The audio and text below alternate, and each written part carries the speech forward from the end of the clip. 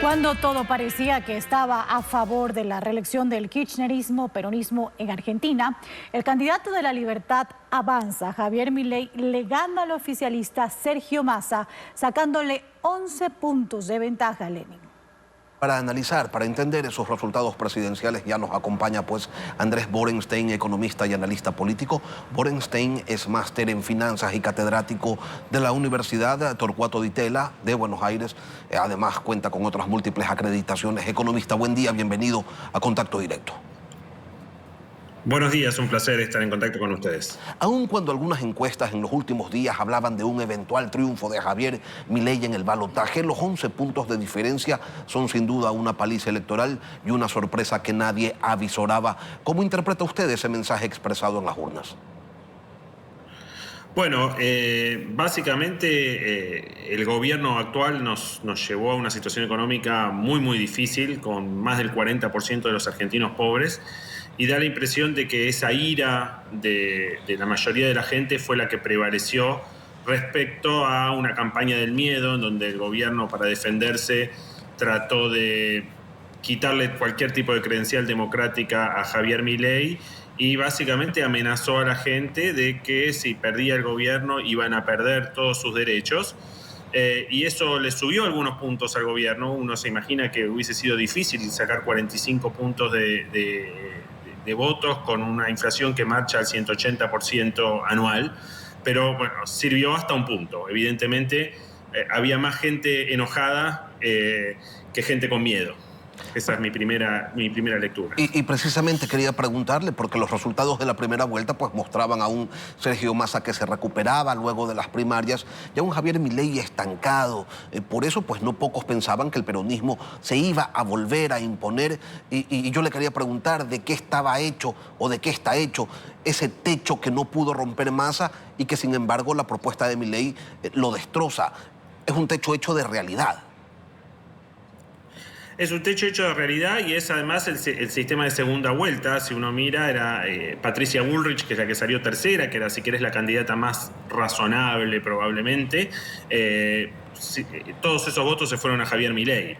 Entonces, Patricia Bullrich había sacado 24%, así que si sumamos el 30 de Milei más el 24 de Patricia, más el 9 de un peronismo moderado, de un peronismo no kirchnerista, bueno, ahí estaba la materia prima para que gane Milei. Es cierto que no todo el mundo fue, porque Milei generó un poco de miedo en alguna gente, o sea, el gobierno de nuevo fue un poco exitoso y Milei es un candidato muy excéntrico. Entonces hubo alguna gente que votó en blanco, hubo alguna gente que dijo, mira, Massa y el peronismo serán todo lo que son, pero a mí me da miedo y voy por Milei.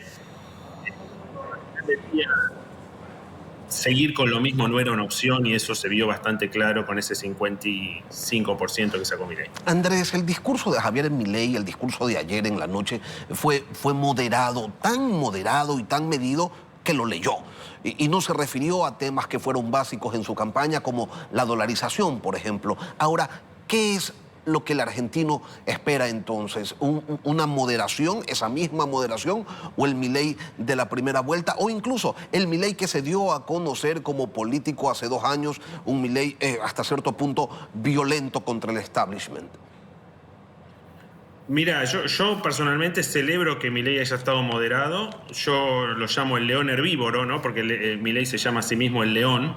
Entonces yo creo que Milei posible va a ser un león herbívoro que, por ejemplo, entre otras cosas, abandone el proyecto de dolarización. Y soy consciente que estoy hablando con la televisión ecuatoriana, pero a mí me parece que es una mala idea la dolarización, aparte de que no tenemos los dólares para implementarla.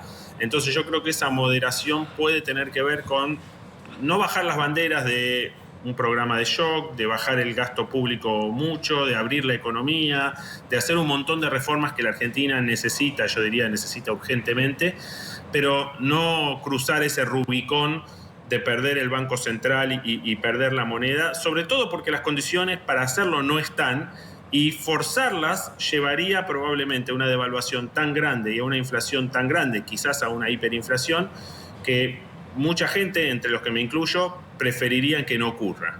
Y por último, creo que esa moderación también obedece a cierto coaching de Macri, porque el apoyo de Macri y de Bullrich no fue solamente un apoyo donde, bueno, los votantes de Bullrich fueron y votaron por Milei mayormente, sino me parece que hubo mucho coaching y probablemente veamos en el gabinete, cuando se empiecen a anunciar los nombres, algunas personas que tengan como referentes al expresidente Macri y a la candidata Patricia Bullrich. Si se modera tanto como para no implementar sus propuestas estrella, sus propuestas bandera, eso no lo terminaría debilitando ante el electorado y también ante una oposición que diría, oye, le mentiste al país, le prometiste algo que finalmente no lo llevaste a cabo.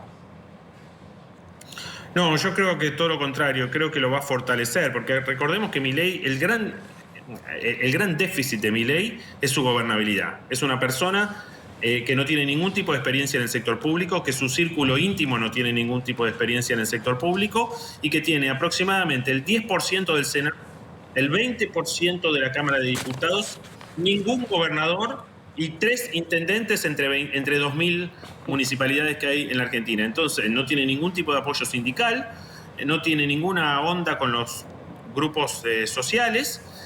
Por ende, ir a fondo creo que lo debilitaría. Entonces, si puede generar algún tipo de coalición, aun cuando no consiga mayorías propias, a través de la moderación, yo lo vería con buenos ojos y le daría más crédito. Muchos de nosotros tenemos dudas con Milei, no por inconsistencias económicas, tenemos dudas por sus problemas de gobernabilidad.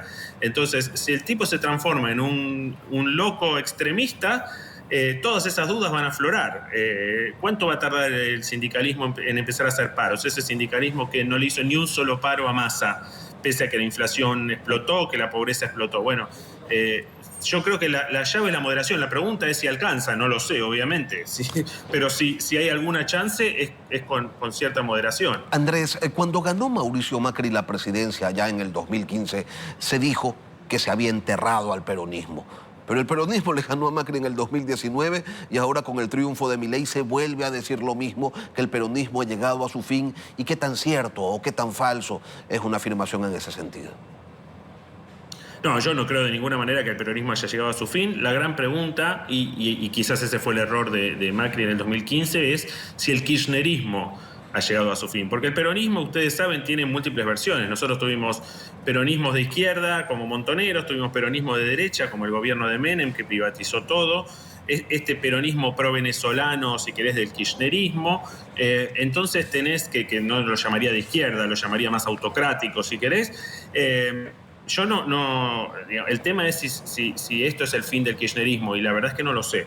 El kirchnerismo sigue manejando algunas gobernaciones, sigue teniendo mucha representación en el Congreso.